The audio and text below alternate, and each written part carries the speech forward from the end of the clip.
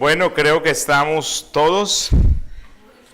Vamos a continuar con esta última parte, esta última sección de esta introducción al tema del conflicto espiritual. Y como dije al principio, deseo compartir con ustedes de una forma breve algunos pensamientos del autor William Gurnall. Él escribió un libro que se llama El cristiano con toda la armadura de Dios. Es un libro, es un tomo sobre guerra espiritual bíblico. Como dije, es un libro que se consigue en idioma castellano. Creo que lo sacó la editorial Peregrino, si no estoy mal. Es un tomo bien extenso.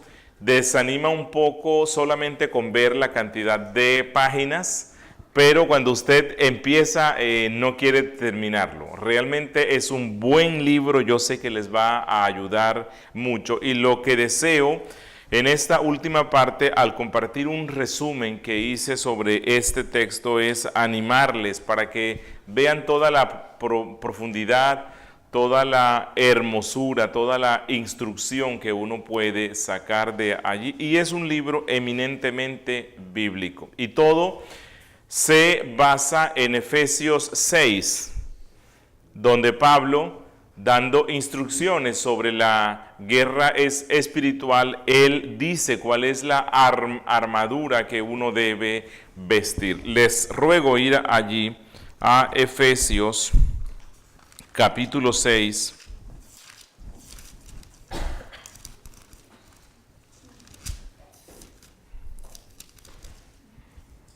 desde el verso 10. Efesios 6, desde el verso 10, dice Pablo: por lo demás, hermanos míos, fortaleceos en el Señor y en el poder de su fuerza. Luego dice: vestíos de toda la armadura de Dios para que podáis estar firmes contra las acechanzas del diablo. Así que Pablo reconoce que hay un conflicto, que hay un enemigo espiritual que nos va a asediar, que nos va a atacar, y Pablo dice que la mejor forma de hacer frente a este ataque acérrimo que el diablo trae contra los cristianos es que se vista toda la armadura de Dios. Dice Pablo en el 12, explica por qué necesitamos vestirnos con toda esa armadura. Dice: porque no tenemos lucha contra sangre y carne, sino contra principados, contra potestades, contra los gobernadores de las tinieblas de este siglo, contra huestes espirituales de maldad en las regiones celestes. Y a partir del verso 13, él explica en qué consiste toda esta armadura con la que tiene que vestirse uno. Él dice, verso 14, estad pues firmes, ceñidos vuestros lomos con la verdad. Esta es una de las herramientas o protección con lo que uno se guarda del ataque del diablo. Dice él, ceñirse vuestros lomos con la verdad. ¿Qué significa esto de ceñirse los lomos? Bueno, no sé si recuerdan, pero en la Biblia se nos habla mucho, ¿no?, sobre el ceñirse. Era como el alistarse o estar preparado para ir a la guerra. Era como el amarrarse bien los pantalones y estar listos para ir a batallar. Y el apóstol dice que nosotros estamos listos para esa guerra, estamos listos para que el diablo no nos vaya a afectar tanto si nos vestimos con la verdad. ¿Con cuál verdad? Con la verdad del evangelio, con la verdad de Cristo. Si somos diestros en conocer todo lo que la Biblia dice, si tenemos un amor y un deseo sincero por conocer e interpretar bien lo que Dios nos ha dicho. Dice, y vestidos con la coraza de justicia. Ella nos guarda, ella nos libra. ¿Con cuál justicia? Ya hemos visto insistentemente, ¿cuál es una de las armas preferidas que el diablo tiene? Es acusarnos, ¿cierto? Es hacernos sentir culpables. Bueno, vamos a vestirnos con cuál justicia, no con la nuestra, porque ella no es nada. Vestirnos con la justicia de Cristo cuando nos mantenemos confiados y conscientes en la justicia de Cristo que nos ha sido imputada. El diablo no puede hacer de las suyas con nuestro ser. Dice, y calzados los pies con el apresto del evangelio de la paz. Andamos en este mundo pisando sobre el evangelio. Corremos en medio de este mundo confiando en la fuerza del evangelio. Hay que predicarse el evangelio diariamente, porque diariamente vamos a encontrar cargas pesadas en nuestro ser, como dice Hebreos, despojándonos del peso del pecado. Bueno, nos despojamos del peso del pecado, ¿cómo? Confiando en Cristo, evangelizándonos, predicándonos el evangelio diariamente, y diariamente uno va a encontrar que necesitamos que el evangelio toque algunas áreas de nuestra vida. Cuando hacemos esto, uno puede andar en paz y tranquilidad en medio de este mundo malo. Sobre todo dice, tomad el escudo de la fe con que podáis apagar todos los dardos de fuego del maligno. ¿Qué es esta fe? ¿En qué consiste esto? Bueno, les invito para que vengan a la predicación. Mañana vamos a ver, bueno, los que no estén en otra congregación, ¿no? Vamos a estar viendo qué es esta fe de la cual se nos describe en Hebreos capítulo 11. Esta es la fe en Cristo, es la fe en el evangelio, la fe en lo que Dios dice. Y cuando esta fe está fuerte y está firme, los dardos que el diablo manda pueden ser insistentes, pueden ser muchos, pueden ser metralletas que disparan una tras otra, pero esa fe actúa como un escudo que nos libra de él. Y tomad el yelmo de la salvación y la espada del Espíritu, que es la palabra de Dios.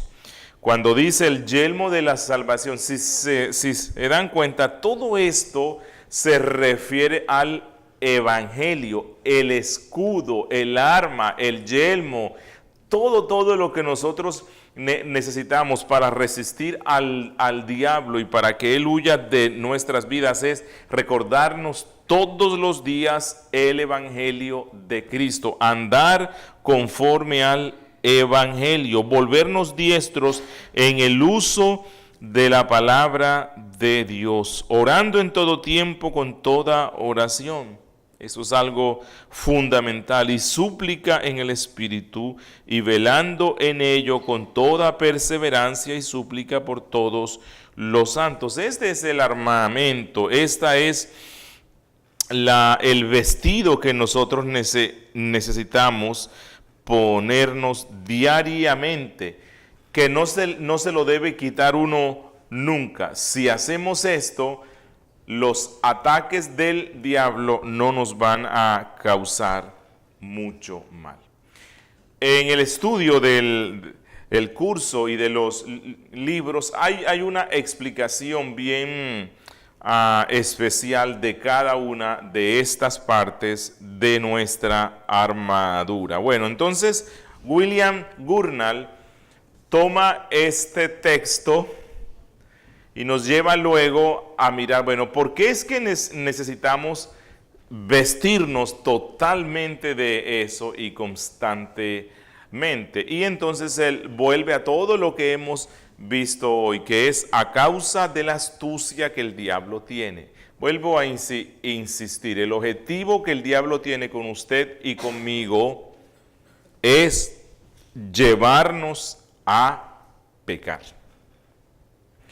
llevarnos a ofender a Cristo, a una conciencia de pecado y de culpa. Y cuando uno anda con una conciencia así, no puede crecer, no puede ser fructífero, no puede honrar a Dios. Y entonces aquí hice un resumen no de todo el libro, sino de una parte especial que creo que atañe mucho a lo que vamos a ver en este curso. Y una de las cosas por las cuales debe vestirse uno, y que nos dice William, es porque Satanás siempre busca tentarnos. Su especialidad es esto, ¿verdad? Y una de las cosas que debe ver uno es que Satanás decide cuándo tentar. Si te quitas la armadura por un rato, bueno, él sabe cuándo te la vas a quitar. Él conoce cuáles son esas ocasiones en las que usualmente te desprendes de la fe, te desprendes del evangelio, te desprendes de todo lo que te puede proteger, te desprendes de la palabra de Dios y Él vendrá. Él decide cuál es el mejor tiempo para tentarte. Eclesiastés 3:1 dice que todo tiene su tiempo y el diablo sabe esto.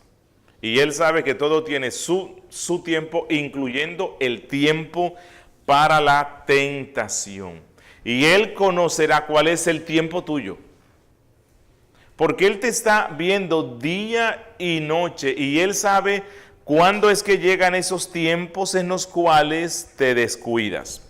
Puede ser, qué sé yo, en diciembre, tal vez en la época de las fiestas de Navidad y de fin de año, que la familia viene, que los amigos vienen, que el trago y que todo esto. Y entonces Satanás sabe que en ese tiempo usted como que se quita algo de ese armamento y él va a ir y te ataca. Satanás sabe que un soldado desocupado buscará alguna otra clase de entretenimiento. Cuando no estamos ocupados en la oración, cuando no estamos ocupados en la evangelización, cuando no estamos ocupados en el servicio en el reino, cuando no estamos ocupados en la lectura de la Biblia, bueno, ese es un buen tiempo para que Él venga y ataque con sus tentaciones. Dice él, Satanás sabe el momento adecuado para traer palabras de seducción y tentación. Lecturas de libros no apropiados, ver películas no apropiadas, tener distracciones, juegos y recreos no muy apropiados. Bueno, ese es el escenario ideal para que Él venga con palabras de seducción y Él sabe cuáles son. El diablo sabía que Pedro, la tentación que le debía traer a él era la seducción, la tentación relacionada con la arrogancia, con la confianza, porque él era así.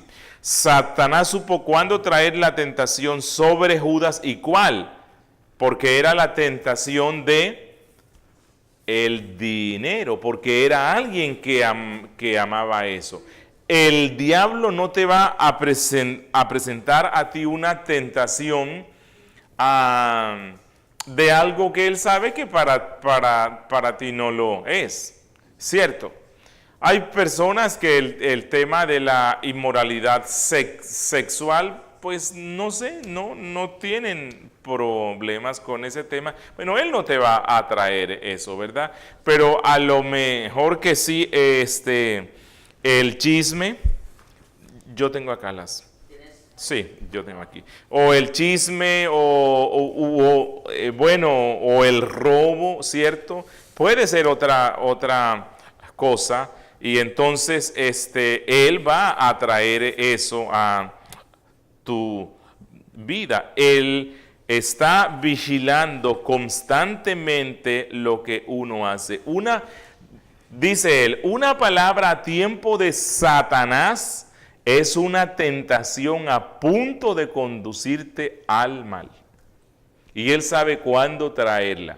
Así que cuando Él trae eso, bueno, si se dan cuenta, ¿cuándo le propuso Él a Cristo que convirtiera las piedras en pan? No cuando estaba lleno, cuando tenía hambre. ¿Cierto? Una de las cosas, uno de los tiempos especiales en los cuales Satanás busca tentar al cristiano es cuando es recién convertido. Él sabe que cuando alguien ha nacido, está recién nacido de la gracia, puede ser una víctima rápida. El recién convertido recibirá ataques y tentaciones grandes de parte del diablo, así como se nos dice en Apocalipsis que apenas que nació el bebé, el dragón que quería ir a comérselo, así mismo pasa con aquel que nace de nuevo en la fe. Esa es una de las razones por las cuales cuando alguien es recién convertido, la iglesia debe rodearlo, porque el diablo va a estar allí. Usará a sus padres, usará a sus amigos, usará todo para que él no abandone el alcohol, el cigarrillo, las drogas, la inmoralidad, la mentira y tantas otras cosas. Así como Herodes buscó a Cristo y a los niños para matarlo, asimismo el diablo busca a los recién nacidos para que ellos puedan ser presa de él. Otro tiempo, o sea, estamos viendo que Dios sabe que el diablo sabe cuál es el tiempo apropiado para la tentación. Otro de los tiempos apropiados para la tentación del diablo es cuando el cristiano pasa por una gran aflicción. Cuando el cristiano pasa por una gran aflicción, los ataques del diablo van a arreciar. Él sabe que tú eres débil. Él sabe que en ese instante eres proclive a muchas cosas, a mucha desconfianza. ¿Cuándo fue que el diablo trajo a los amigos de Job para que probaran su fe y su confianza en Dios y lanzaran acusaciones contra él, luego de que el mismo diablo le había producido aflicciones? Eso fue eso. ¿Cuándo fue que el diablo trajo la tentación sobre Cristo luego de estar 40 días sin comer? Así que el tiempo de la aflicción es un tiempo propicio para que el diablo venga y nos tiente. Dice Gurnall, si quieres estar firme en medio del sufrimiento, ten presente este hecho. La tentación nunca es tan fuerte como cuando el alivio parece vestirse del mismo pecado que sugiere el diablo. ¿Cuál fue el alivio que el diablo le sugirió a Cristo? Que pecara convirtiendo las piedras en pan. Cristo no vino para hacer eso. Él vino fue para dar su vida en rescate por muchos. Vamos a suponer, tú estás pasando por una gran crisis económica, ¿cierto? Están prácticamente aguantando hambre. Bueno, Satanás vendrá y él te va a decir, bueno, ¿qué piensas hacer al respecto? Tú sabes que Dios no quiere que te mueras de hambre. Dios quiere que tú seas un padre responsable. Dios no quiere que tus hijos aguanten hambre. ¿Te has dado cuenta la finca de tu vecino, cómo tiene esa zanahoria zanahorias grandes, repollo grande. ¿Por qué no vas y entras allá y tomas algo para ti?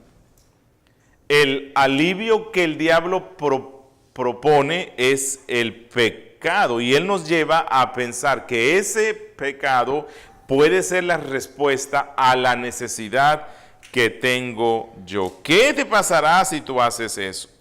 Bueno, otro tiempo que el diablo usa para tentarnos, que él sabe que es un tiempo propicio, es que él vendrá cuando estamos trabajando en algo grande para el reino de Dios. Cuando estamos en un trabajo especial y estamos siendo productivos y efectivos para el reino, ese también es un tiempo propicio para la tentación. Dice William, el diablo se levantará como serpiente en el camino, susurrando mentiras venenosas. La serpiente antigua nunca fue amiga de la obra del reino, y el diablo vendrá. Y esto se puede ver en la vida de Cristo. Las grandes tentaciones que el diablo trajo a Cristo fueron en grandes tiempos de su ministerio. Cuando Cristo estaba listo para ir y empezar con esa gran obra, y estaba listo para llamar a los 12, cuando todo estaba listo y Dios iba a dar esa gran bendición, fue cuando el diablo vino con la tentación. Cuando Cristo ya estaba listo para ir a la cruz, y la cruz se aproximaba unos días antes, fue cuando el diablo envió la tentación por medio de Pablo. Dice Gurnall, mientras más público sea el puesto y más eminente sea el servicio que das a Dios, mayor es la probabilidad de que Satanás esté meditando en este mismo instante alguna treta mortal en tu contra. Pero no solo él va a esperar que nos venga ese tiempo de gloria ministerial en el cual uno está ocupado en el servicio, sino que Satanás se aferra a toda oportunidad, a toda, para traer sus mañas tentadoras. Dice Gurnall, al diablo se le hace un poco más fácil si puede encontrar algún objeto que refuerce la tentación. Así él engañó a Eva mientras ella contemplaba el árbol. Ya que la habían engañado inicialmente sus ojos, fue fácil que Satanás tomara el objeto de su afecto, de su amor, que él le dio más brillo y lo utilizó para avivar el deseo pecaminoso en ella. Dice Gurnall, si nos asomamos a la ventana para escuchar la serenata de la tentación, Satanás puede estar seguro de que al poco tiempo saldrá victorioso. Dice él, si no queremos ceder al pecado, hay que cuidar de no pasar por delante ni sentarnos en la puerta de la ocasión. No mires la tentación con un ojo vago si no quieres verte envuelto en ella, ni dejes que tu mente se detenga en aquello que no quieres que entre en tu corazón. Otro tiempo en el cual el diablo nos tienta es después de una gran manifestación del amor de Dios. Y esto lo que nos muestra es que nuestra naturaleza es tan frágil que no aguantamos ni muchas sonrisas ni el ceño fruncido de parte de Dios. Sí. Si Dios nos sonríe mucho, nos exaltamos. Si Dios nos sonríe mucho, nos volvemos orgullosos. Y si Dios nos frunce el ceño, nuestra fe decae. Somos como una tierra que cuando le da mucho sol, lo que le nace es maleza. Y cuando le hace mucho frío, se seca y se muere todo. La abundancia de misericordias y de bendiciones de nuestro Dios en ocasiones nos hacen daño. Y si no vemos sus misericordias por ningún lado, también nos hace daño. Y finalmente, otro tiempo en el cual el diablo nos atacará es en la hora de la muerte. En la hora de la muerte estamos frágiles, nuestra fuerza física decae y él aprovechará hasta el último instante para una última escaramuza, para recordarnos que aunque vamos para el cielo, hemos tenido en esta tierra a un enemigo muy grande. El diablo no solo decide cuándo tentar, sino cómo tentar. Y este es otro de lo que menciona aquí William Gurnall. El diablo decide cuándo tentarnos y uno tiene que conocer esos tiempos. Y cuando estemos pasando por esos tiempos, prepárese, vístase más, cíñase más, porque si no te va a ir mal. Pero él también decide cómo tentar, cómo viene él a ti para hacerlo. Y la primera cosa es que él es experto en el disfraz. Satanás usa el disfraz. Se acerca al cristiano vestido de muchas formas para conducirnos a la tentación. Una es vestirse de amigo. El diablo se disfraza de amigo de forma que se le abren las puertas a él antes de que se descubra que es él.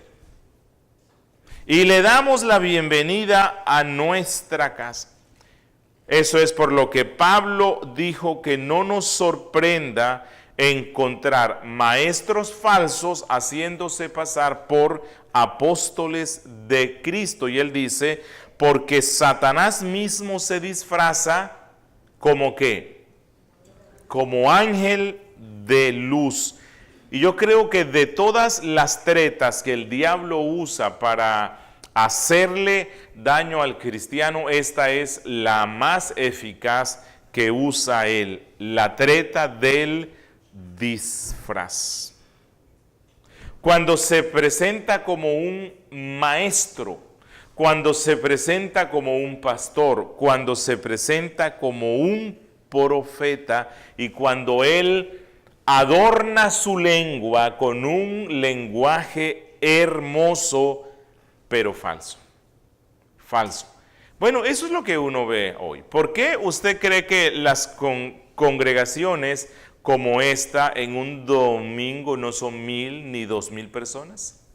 Pero sí hay otras donde van 20,000, 30,000 y 50,000 pesos. ¿Por qué? Porque allá el diablo está. Allá está usando el disfraz de un pastor bíblico y bueno. Porque él habla lo que la gente quiere oír. Él habla palabras dulces. Al final, bueno, ni siquiera tienen que esperar a que venga la muerte. Buena parte de las personas que se hacen miembros en este tipo de congregaciones donde el diablo es quien está pastoreando, tarde que temprano salen de allí destrozados, derrotados, arruinados, maltratados y que no quieren conocer nada más sobre Cristo ni sobre Dios, porque ellos piensan que ese hombre que les estaba hablando dulcemente, era un hombre de Cristo, pero no tuvieron la capacidad de discernir que ese es el diablo. Esto fue lo que le dijo Pablo a Timoteo. Él dice, pero predica tú la palabra, porque vendrán tiempos cuando los hombres no soportarán oír la sana doctrina, sino que teniendo comezón de oír cosas nuevas, se amontonarán maestros conforme a las concupiscencias de sus corazones. Esos tiempos están aquí. Y en ocasiones usted se puede sentir triste como, Dios, pero ¿por qué la congregación nuestra no crece? Debe ser que al pastor le hace falta más estudios, o tiene que vestir mejor, o tiene que andar en un auto mucho más caro. No sé, hay que hacer algo. No. El crecimiento, buena parte del crecimiento que se está dando hoy, se debe a que nos aproximamos a los últimos tiempos y el falso profeta que forma parte de la Trinidad satánica está cada vez en más acción, usando a quienes, usando a hombres que se hacen aparecer como cristianos, se disfrazan de amigos, hablan cosas lindas, endulzan el oído. Mira, y es que nuestra maldad y torpeza es tan grande. No sé si han pasado por un texto, es en uno de los profetas menores, no me acuerdo cuál es, y él dice que el pueblo le decía a los profetas, háblennos palabras halagüeñas, háblennos palabras dulces, aunque sean falsas. Y eso es lo que uno ve hoy, y eso es lo que el diablo hace hoy. Y usted lee un libro, el bestseller que se compra ahora en todas partes y habla acerca de tú puedes ser próspero, tú puedes ser rico, tú eres un campeón, tú eres esto. ¿Y todo en qué se centra? En cosas dulces, cosas que atrapan. Entonces dice William Gurnall, de todas las tretas, tal vez la más peligrosa sea esta, cuando el diablo aparece bajo el manto de un profeta y dora su lengua corrupta con un lenguaje hermoso. Pero están unos que no caen tan fácilmente. Están unos que tienen su mente ejercitada y apenas que escuchan a un hombre que habla así dice, este es falso profeta. Y no caen en las tretas del diablo. Pero entonces que el diablo no se queda quieto, él no dice, uy, no, con él yo no me meto. Él tiene la capacidad de discernir quién es falso o no. No, el diablo viene y se disfraza con otro disfraz. En este caso, se disfraza de verdadero cristiano. Se disfraza de un hombre, ¿cómo decimos? Recio. De un hombre que defiende la doctrina bíblica. De un hombre que no cede ante el mal. De un hombre que impone la ley, de un hombre que está pendiente de todas las cosas y que él simula apartarse horrorizado de todo lo falso e incluso simula escapar horrorizado de las fallas que los pastores de iglesias bíblicas tienen. Y entonces ellos vienen y dicen, no, en esta iglesia me voy, es que el pastor Ricardo es un pastor mandón, es un pastor que es intransigente, mira con ese rostro que él pone, qué susto. No, eso no es lo que Dios quiere. No me voy de esta iglesia porque el otro pastor es muy tierno. El otro pastor no habla contra el pecado como debe ser. Aquí no está Dios. Y entonces trae divisiones. Y los cristianos que no están alertas son seducidos por un falso celo. Son seducidos por un espíritu de venganza. Así que ni palabras dulces, ni tampoco esa rigidez en la cual entran unos y dicen, no, queremos es la santidad pura. Las dos cosas son falsas y las dos cosas son instrumentos del diablo. Tenemos que buscar equilibrio del cielo. Cuando los discípulos le dijeron, maestro, mira estos impíos que no creen, ¿quieres que pidamos que del cielo descienda fuego? Eso parecía ser un celo por la gloria de Dios. ¿Qué les dijo Cristo? Vosotros no sabéis de qué espíritu sois. Ese no es el espíritu de Cristo, es algo equilibrado. Otro asunto, otra forma como el diablo tienta al cristiano es vigilándolo minuciosamente, investigando las tendencias que él tiene, investigando sus sentimientos, sus planes, qué es lo que más le gusta. Él mira hacia dónde fluye el río y entonces él viene y escarba para que el río se desvíe para allá y pone su trampa. Dice Gurnall, alguna que otra pasión corrupta traicionará tu alma e informará a Satanás. Y esa pasión corrupta tuya le va a decir al diablo, si quieres sorprenderlo, ve y búscalo, lo encontrarás en el bosque del empleo mundano, metido hasta las orejas en los deseos y afanes de la vida. Dice él, ¿es el corazón propenso a la ambición? Le sacará proyectos enormemente placenteros. El diablo se los va a presentar. Mira, el mejor negocio de tu vida. Te vas a hacer rico, vas a ser grande, tendrás la mejor empresa del mundo, aunque sea a costa de la fidelidad a Cristo, de cuidar a su esposa, a sus niños y de congregarse. Dice él, es muy fácil, una vez que le haya soplado con esperanzas vanas, llevarlo a cometer pecados terribles.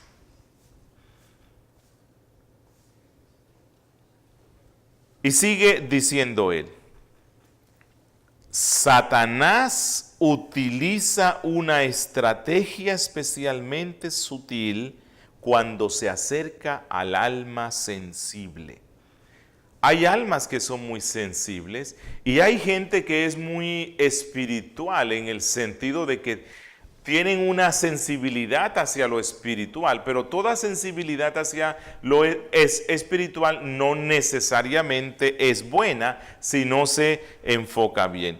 Dice él textualmente, cuando llega a tentarlo es modesto y pide poca cosa. En el primer caso que les dije de ese que es ambicioso, el diablo le propone cosas grandes y cae. Están otros que no aspiran a cosas tan grandes, que son, por decir así, más humildes, pero es que aquí no se salva nadie.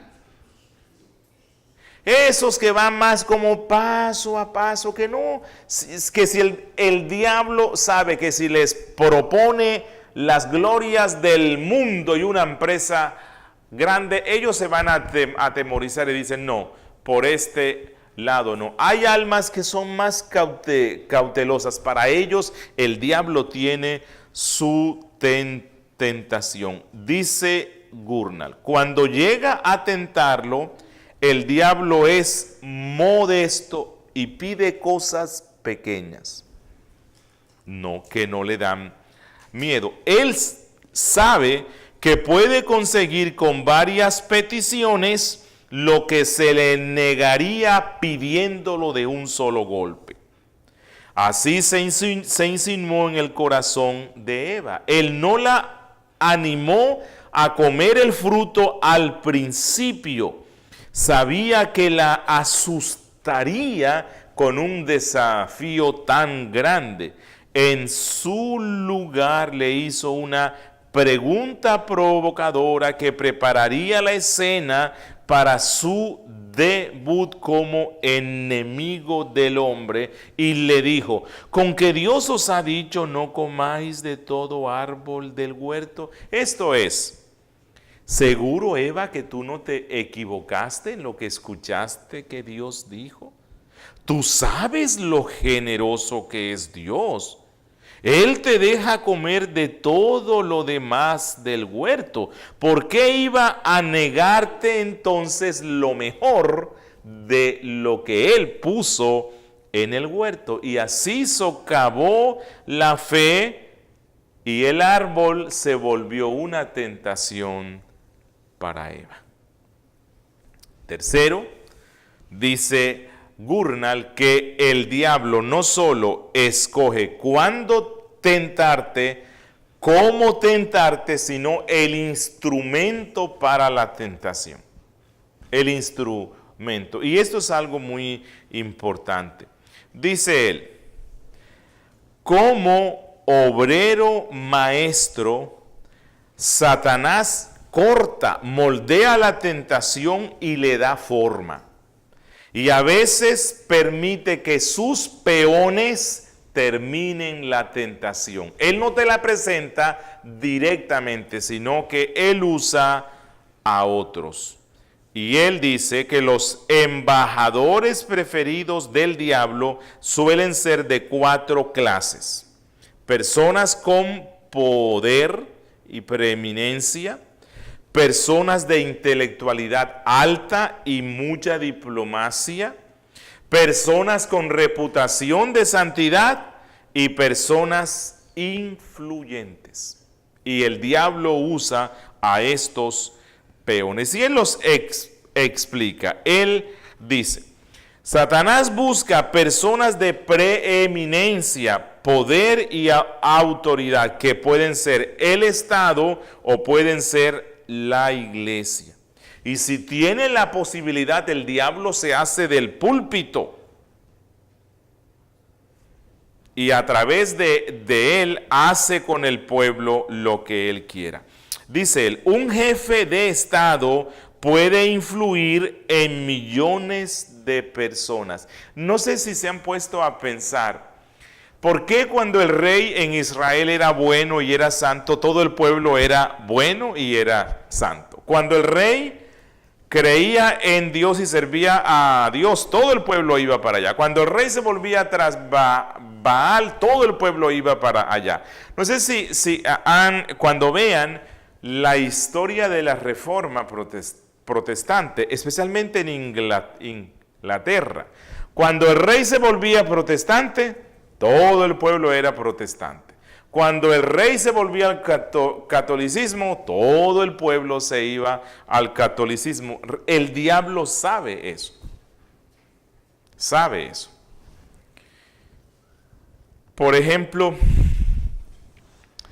uno ve congregaciones que durante muchos años han sido reformadas, serias, conservadoras en todo aspecto, en su predicación, en el culto, en la música, respecto a los dones. Y los pastores creen eso y toda la congregación cree eso. De pronto viene una moda y a los pastores se les ocurre que es bueno tener aquí una batería, tener instrumentos de toda clase, música sensual y ponerlos a dar gritos de júbilo. ¿Y qué hace la congregación? Luego de 20 años, de 10 años, de 30 años de estar aprendiendo lo que la Biblia dice, pareciera que no aprendieron nada. El pastor hace un cambio que no es bíblico y todo el mundo sigue como borregos dóciles. Bueno, iba a usar otro animalito muy conocido allá en Latinoamérica, que es un poquito más torpecillo, ¿no? Burrito. Sí, y todos van para allá, y el pastor coge para acá, y todos van para allá. Y dice uno, pero ¿qué pasa aquí? ¿Qué es lo que creen? ¿Qué pasó con toda la instrucción que se les dio a la congregación antes? Bueno, el diablo sabe que las personas que están en eminencia, que están en autoridad, tienen una capacidad de influenciar a la gente que está bajo ellos impresionantemente. ¿Sí? Aquí está.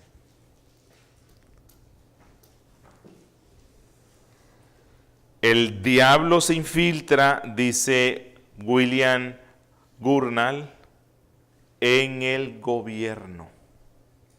Y se infiltra allí y hace lo mejor que puede, envenenando el agua de la cisterna para que todos beban, y entonces corrompe presidentes, reyes y pastores. Dice él, si puede entrar en el corazón del pastor o del rey, estará libre para pasearse invisible entre el redil de Dios, un diablo vestido de pastor. Y él presenta como ejemplo al rey Acab. Al rey Acab. Y el diablo envía sus espíritus de mentira para que ellos enseñen esto. 2. Satanás también emplea a personas de gran intelecto para hacer de las suyas. Personas que se encargan de enseñar las ideologías malvadas del diablo desde los estrados más grandes, desde los seminarios, y eso hay que tener mucha precaución. No todo seminario, aunque lleve el nombre de reformado, es bueno, porque hay veces que los profesores que ellos tienen son el diablo mismo. Sí, aquí hay unos. Aquí hay seminarios que llevan hasta el nombre de Calvino. Llevan el nombre del gran reformador, donde el que enseña es el diablo. Sí, ellos no creen que la Biblia es la palabra de Dios. Ellos creen que es un libro lleno de cuentos y de historias muy lindas que nos pueden dar enseñanzas de cómo portarnos bien, pero que realmente todo esto que está aquí de la creación, de la tentación de Eva, de Abraham, de Noé, todo eso es puro cuento, pura paja, que es simplemente como leer los cuentos de los hermanos Grimm, algo así, y que uno saca una moraleja de allí, ¿cierto? Bueno, hay que tener mucha precaución. No todos los grandes sabios y los grandes intelectuales realmente hablan de parte de Dios. Dice él, Satanás busca las mentes más agudas, un Balaam, un Aitofel, un Zambalat, para vender su maldición y hacer que la humanidad la compre. Dice él, Satanás siempre busca a los mejores vendedores de tal manera que engañarán, si fuere posible, aún a los escogidos. En otra parte dice, el gran ídolo adorado por el sector más inteligente del mundo y que forma el ícono de su fe es la razón humana, de la cual brotan muchas herejías. Allá al SRL recientemente fue un estudiante que lo recomendó, un buen pastor. Y el estudiante solo estuvo 8 días o 10 días. Y cuando le preguntamos por qué ya no quería estar interno allá en el SRL, es porque nosotros, según él, no éramos tan intelectuales. le pregunté, bueno, ¿a qué te refieres que no somos tan intelectuales? No, porque es que ustedes no leen, ni estudian, ni enseñan de Bullman, Tillich, Barth. Yo dije, no, y no lo escucharás nunca aquí, porque ellos eran maestros del diablo. Eso sí, intelectuales, si usted lee un libro de esos hombres y no lo entiende de lo intelectual que eso es, usan una terminología que uno dice, wow, qué hombres tan inteligentes, pero eran voceros del diablo. Llevaron la ruina de la cristiandad reformada europea, pasó por manos de estos hombres. Estos hombres llevaron a la cristiandad reformada en Holanda, en Suiza, en Alemania, en todas estas partes, a la ruina por medio de ese intelectualismo, de ese racionalismo donde el objetivo era la razón misma y no Dios. La Biblia se convirtió simplemente en un libro de controversias y no en la palabra de Dios que nos da vida. Así que ojo con estos ídolos. Ojo. Ojo porque nos gusta mucho lo que sea intelectual. Yo no digo que el cristianismo sea anti-intelectual, no. El cristianismo no es irracional, pero el cristianismo es un asunto de fe. Y si nosotros perdemos la fe, lo perdemos todo. A la mente le gusta saciarse, dice él, de la libertad carnal. Entonces dice, vienen los encargados de Satanás y dicen, qué duros son tus ayos, te atan a reglas interminables, ven, te enseñaremos un camino más fácil al cielo. Y concluye él, el que vende más barato tendrá más clientes, pero al final la verdad con la abnegación es mejor compra que el error con todo su placer carnal. Tercero, dice él, ¿prefiere Satanás la compañía de personas poderosas e intelectuales? También se deleita en entretener a aquellos que tengan reputación de santidad.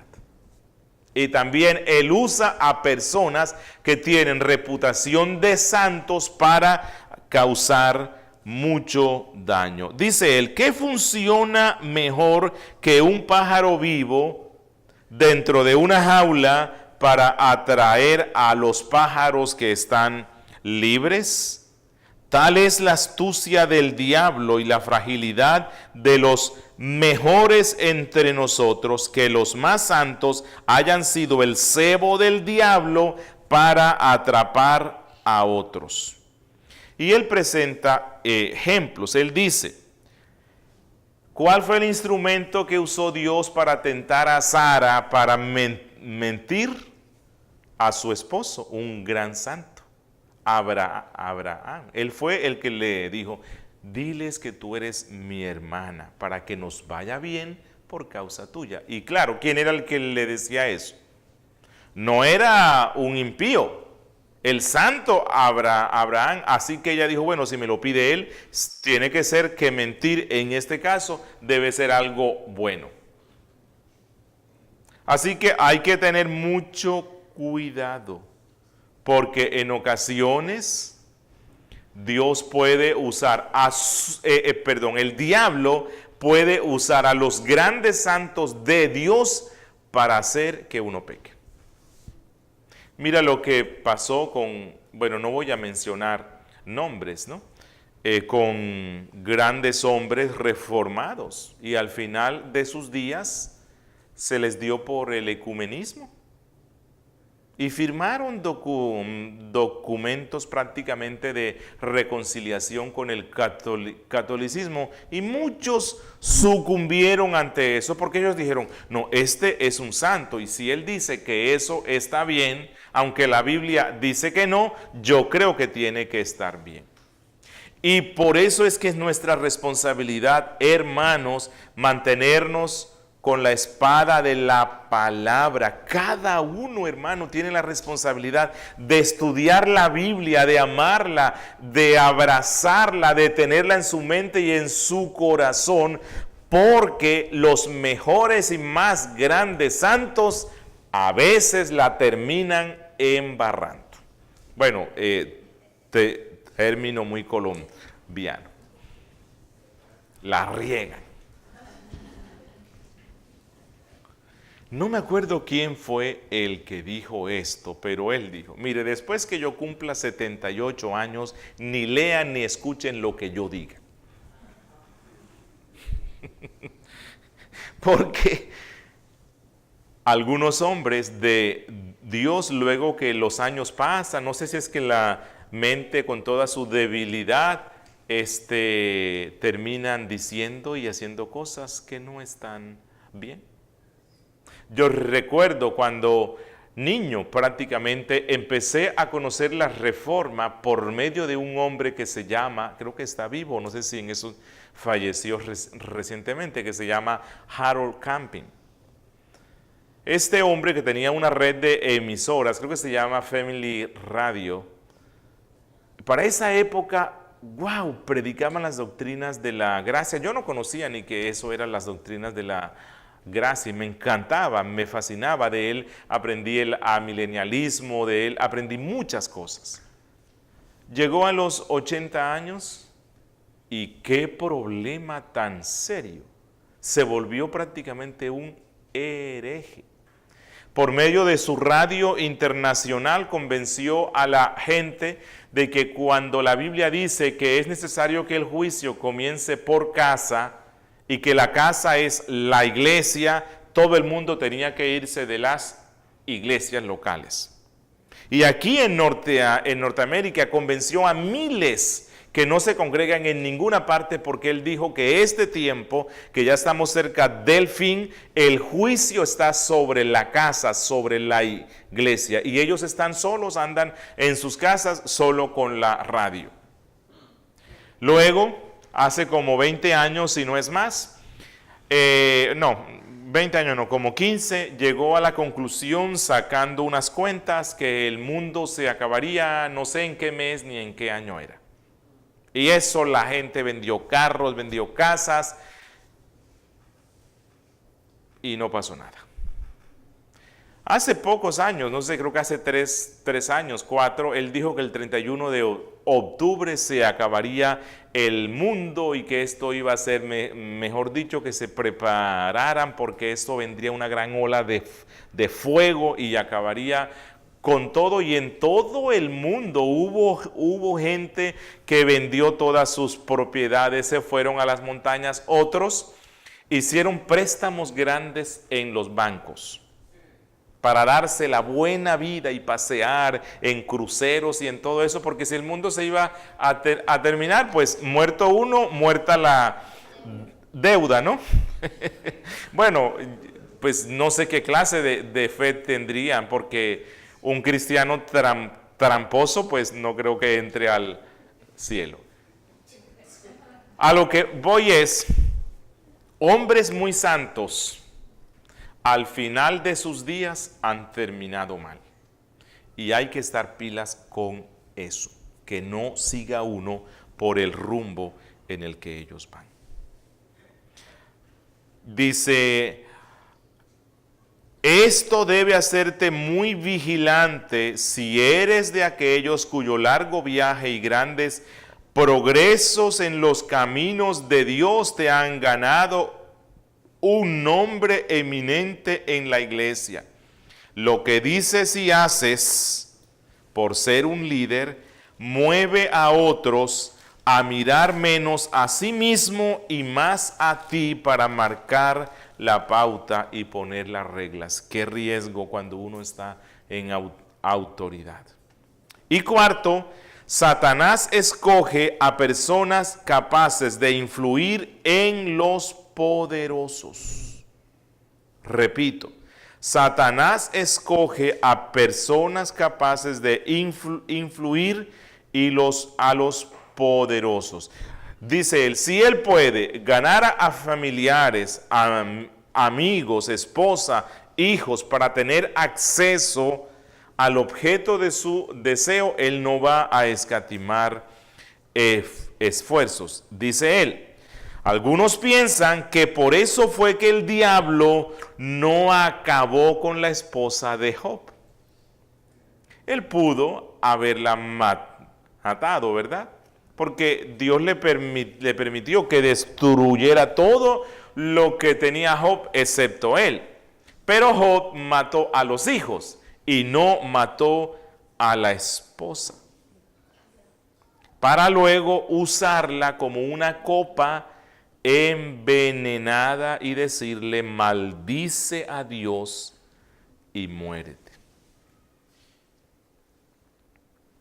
Dice él, sabemos que David no habría recibido nada de la mano del malvado Nabal, pero sí lo recibió de su esposa Abigail. Satanás pensó en mandarle a Adán la manzana, no se sabe qué era eso, ¿verdad?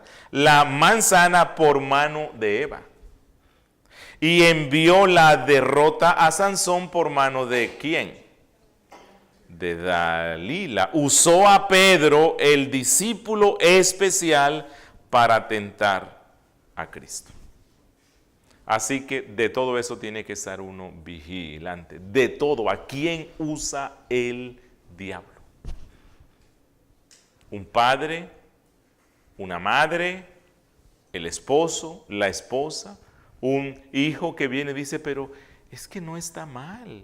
Esto que deseamos hacer no está mal. O de vez en cuando uno se puede dar un gustico, ¿cierto?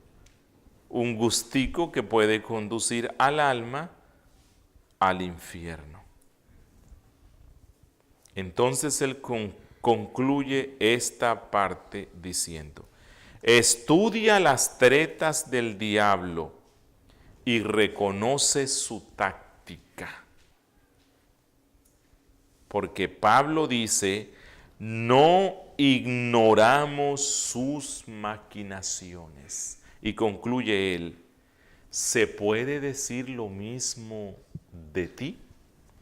¿Se puede decir que tú sabes lo sutil y astuto que es el enemigo que tú tienes y el amigo agradable que puede parecer él? Dice él, siéntate a mi mesa de juego, dice Satanás. He aquí tengo para ti unos premios tentadores, el estado terrenal, tu vida, tu libertad. Y lo peor es que tú no te das cuenta que esas son las tretas del diablo. Y entonces voy a concluir porque sé que ya tienen sueñito, ¿verdad? Y no voy a decir que es Satanás el que les está causando eso. Yo sé que ya es tarde, el tiempo, hemos tenido mucho tiempo aquí. Y solo quiero terminar con estos consejos que Gurnall da frente a esto. Él dice, 1, pide el consejo de Dios. Dice él, el cielo tiene vistas hacia el infierno. Y Dios en cualquier instante te puede indicar cuáles son las conspiraciones que se urden en el infierno contra ti. El que hace el reloj conoce todos sus engranajes. Y Dios fue quien creó a la retorcida serpiente, dice él, aunque no su retorcimiento. Así que él la conoce a fondo. Satanás es prisionero de Dios y el Señor lo vigila siempre y lo tiene siempre chequeado con su vista. Toda transacción en el cielo o en el infierno pasa por las manos de Dios y Dios te puede dar luz sobre lo que se trama en el infierno contra ti, así que pide consejo de lo alto. Si tú tienes dudas con respecto a algo, Bueno, cuando uno tiene dudas con respecto a algo, si no puedes tener fe, eso puede ser una tentación. Pide consejo al cielo. Dice el 2, conoce tu corazón. Ten un conocimiento íntimo de ti mismo y podrás comprender mejor los designios de Satanás en tu contra. Satanás escoge su método de tentar según la inclinación que encuentra en ti. 3, lee la Biblia con atención. Allí se encuentra la historia de las batallas más destacadas entre los grandes soldados de Cristo y su adversario el diablo. Dice él, si tú lees la Biblia, podrás encontrar allí cómo ellos vencieron al diablo y cómo ellos recuperaron el terreno perdido. Y 4, vístete de toda la armadura de Dios. Que Dios nos guíe, que nos ayude, que nos haga soldados diligentes en esta lucha y en esta guerra contra el diablo. Y que entre todos los que están aquí no haya nadie que sea derrotado por él, sino que más bien un día proclamemos la gloria y la grandeza de nuestro capitán y al final podamos decir gracias Dios porque la lucha fue fuerte, la lucha fue grande, la lucha contra el mal, la lucha contra el pecado, la lucha contra la tentación, la lucha contra el diablo, los ataques fueron feroces, pero Señor, en ti salí victorioso. No sé qué inquietudes hay.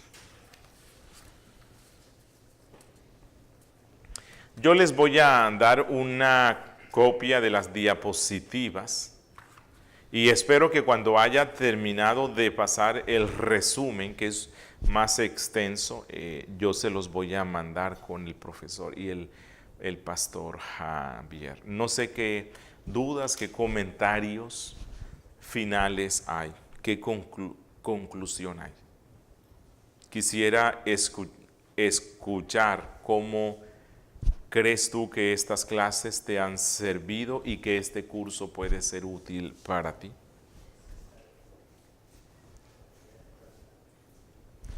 Como dije, este no es un curso para jactancia intelectual, este es un curso práctico. Bien, no sé quién se atreve.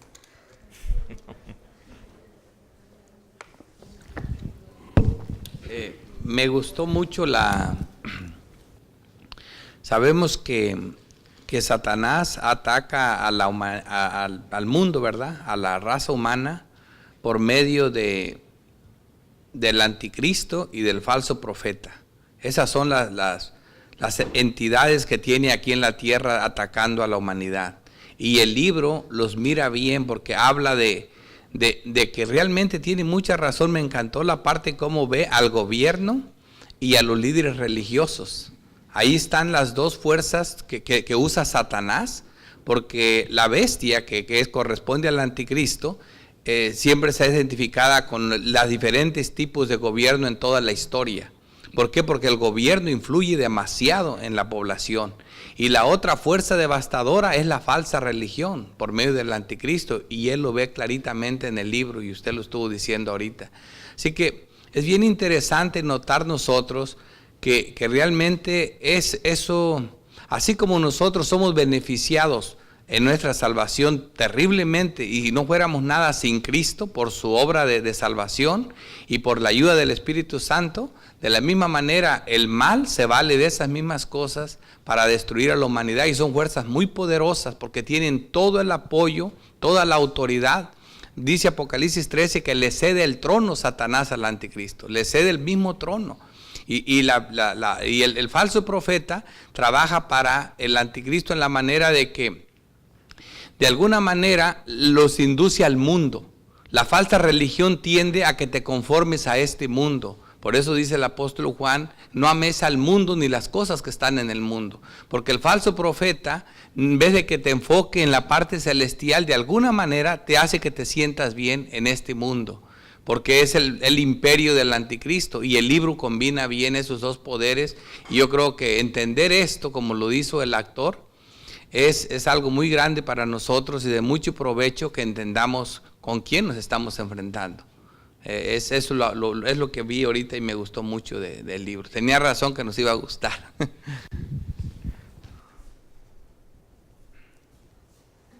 Bueno, en mi experiencia, hermano, ha sido de mucha bendición estar aquí. Bueno, desde que empezó el seminario, ha sido mucha bendición, porque yo he tenido contacto con personas de que declaran que si lo pisas Dios te lo da, que si lo cagas con la boca va a ser tuyo, en cualquier aspecto, ya sea propiedad, dinero o salud. Y eso a mí yo siento que me ha preparado un poco más para poder responder con la Biblia porque esos sucesos. Hay una experiencia con una señora que decía, acuérdate lo que pasó con el rey Saúl, que fue y consultó a una pitonisa.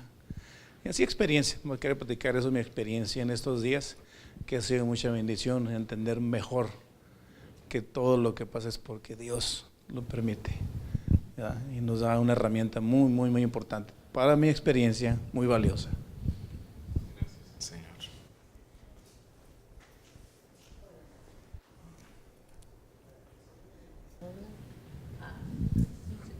¿Cuánto tiempo tengo?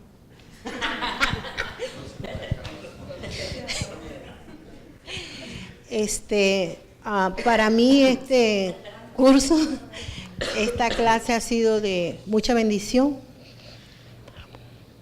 y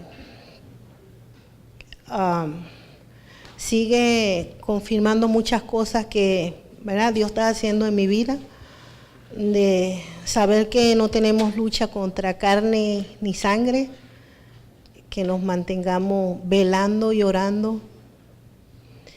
Y una de las preguntas también, porque ya yo había escuchado acerca de la armadura,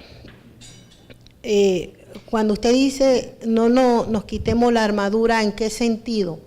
Porque si es de Dios, quiere decir que está en nosotros. ¿De qué manera uno la quita sin darse cuenta?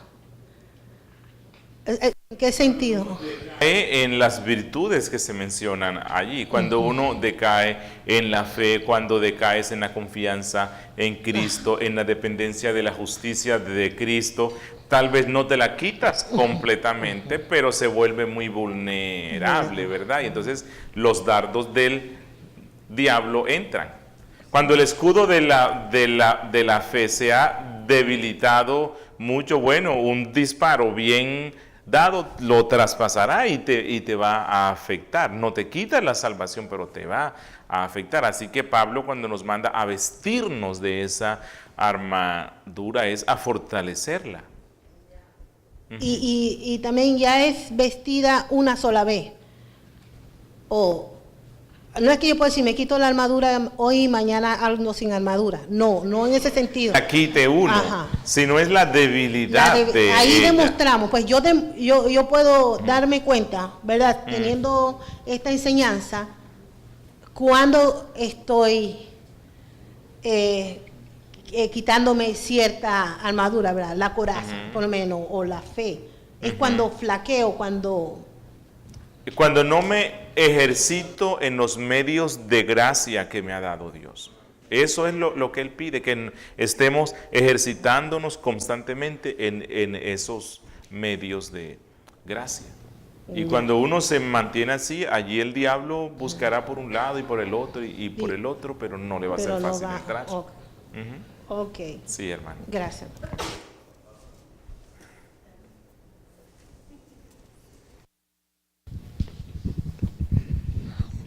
Pues a mí en lo personal me ha gustado mucho el tema.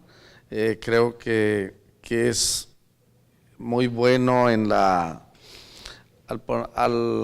alertarnos y exhortarnos a no creer a todo espíritu y quitarnos de esa falsa bondad que creemos que todo hombre que trae una Biblia es un hombre de Dios. Que esto nos ayude a llevarnos a escudriñar las Escrituras para juzgar a los espíritus si es que son de Dios o es el espíritu del anticristo. Eso quería añadir. Nada.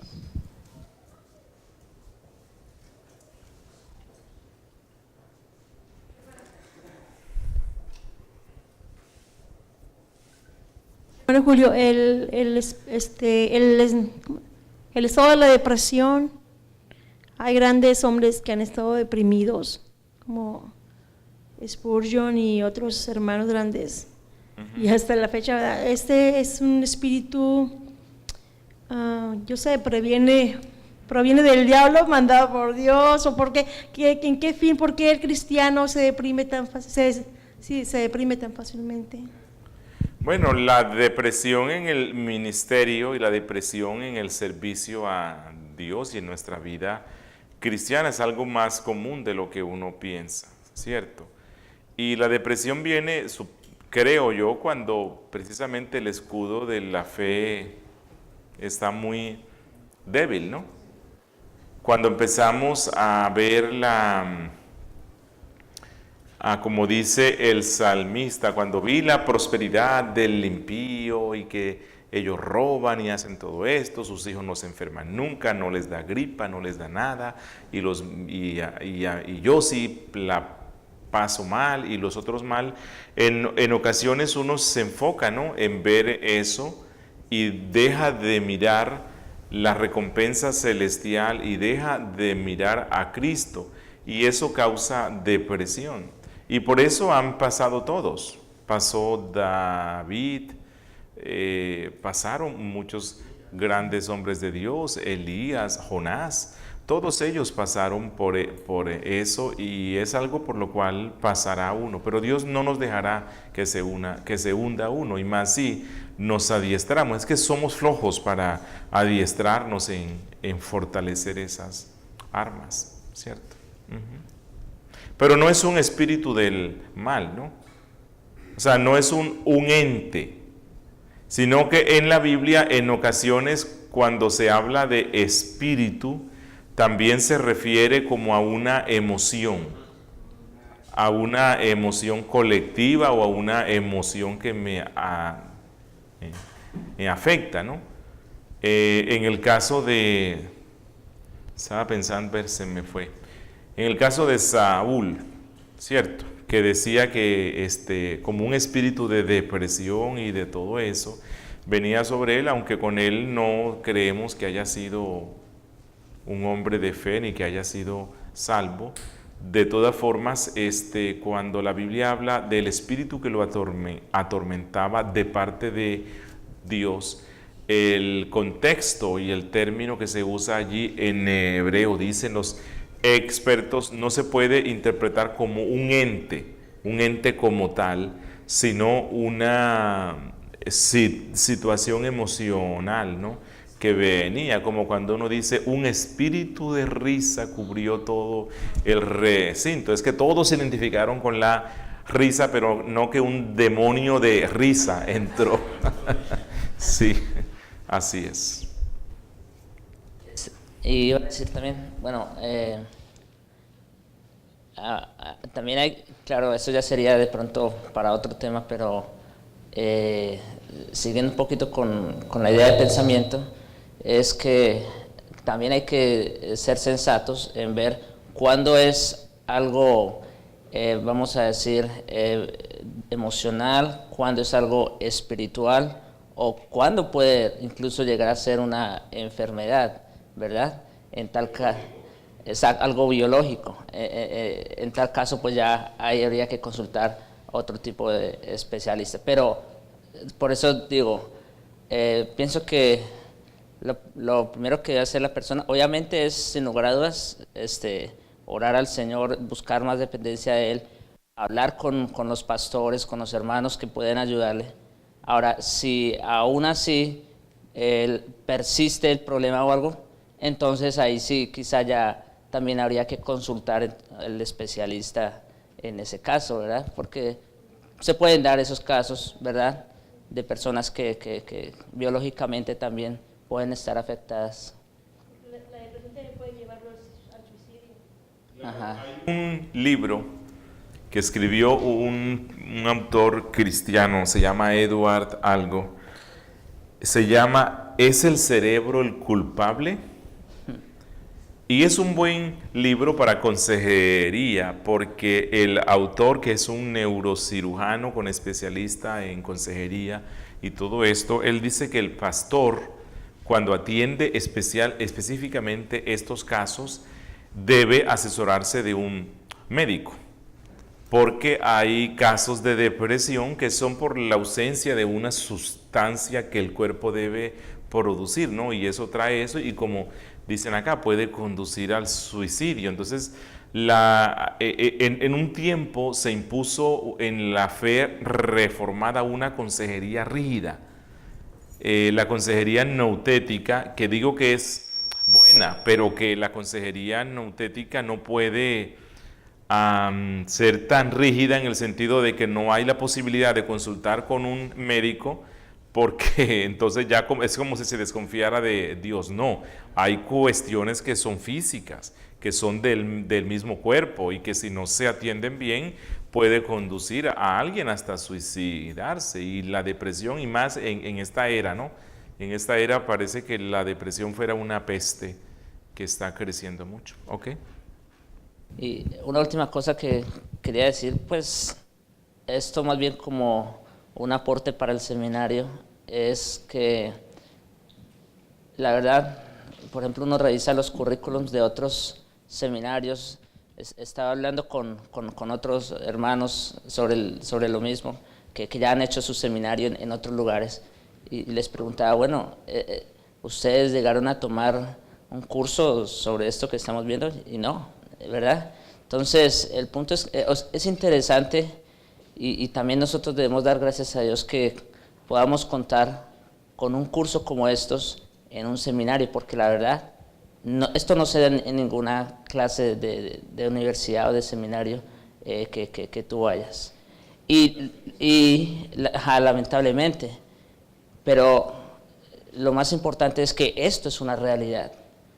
Esto es una realidad de la cual todos tenemos que estar conscientes, y también tenemos que estar preparados para combatir y también para compartir con otros cuando nos pregunten sobre este tema que es tan importante. Somos un seminario reformado que tiene una gran identidad con el puritanismo visto desde una buena perspectiva, ¿no? No como un espíritu rígido, frío, sino el puritanismo como ese tiempo especial en la historia de la iglesia en el cual hubo una combinación casi perfecta entre lo que es el conocimiento teológico y una vida de piedad. Y los puritanos hablaron mucho sobre este tema y escribieron libros, sendos libros donde tocan esto, porque esto es una realidad que en nuestro siglo XXI, no sé, parece que el diablo se exorcizó de la fe reformada y no se habla sobre él. Sí. Ok, entonces si no hay más participaciones, gracias. Espero que disfruten mucho de este curso. Espero que disfruten mucho de los libros, de las lecturas, y que esto pueda ser útil para que ayuden a otros más, si Dios quiere,